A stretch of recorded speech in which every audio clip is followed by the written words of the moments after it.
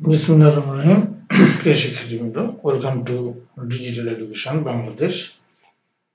আজ আমরা শিখব কর্মমুখী প্রকৌশল শিক্ষা 2 সপ্তম শ্রেণী ভকেশনাল সংক্ষিপ্ত প্রশ্ন উত্তরগুলো শিখব।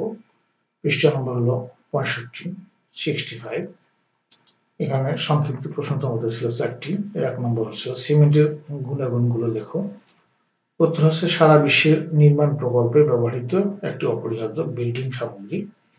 এটি একটি বাইন্ডিং এজেন্ট বা বালি, গ্রাভেল এবং পানির সঙ্গে মিশিয়ে কংক্রিট তৈরি করে, যা স্ট্রাকচারকে মজবুত করে এবং স্থায়িত্ব করে। 2 নম্বর প্রশ্ন ছিল সুমির উৎসগুলি কি।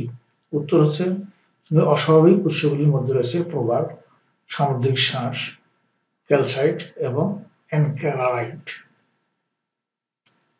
3 নম্বর প্রশ্ন ছিল চুনের ব্যবহার লেখো। উত্তর হচ্ছে নির্মাণ কাজে ইট গাঁথার জন্য চুন সুরকি বা চুন মশলা হিসেবে ব্যবহৃত হয়।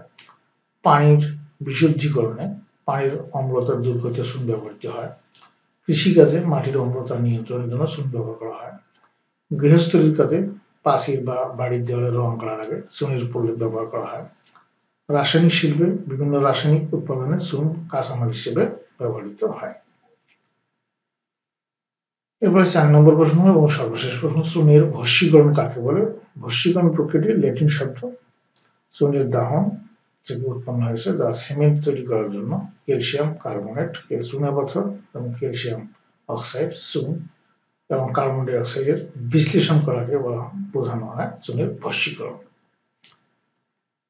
তো তোমাদের বাড়ির কাজ হচ্ছে সিমেন্টের গুণাগুণগুলো লেখো, চুনের উৎসগুলি কি, চুনের ব্যবহার লেখো, চুনের ভস্মীকরণ কাকে বলে লেখো। তোমাদের সবাইকে ধন্যবাদ। পরবর্তী ক্লাস দেখার আমন্ত্রণ জানিয়ে এবং তোমাদের সুস্বাস্থ্য কামনা করে আজকে এখানে বিদায় নিচ্ছি। খোদা হাফেজ।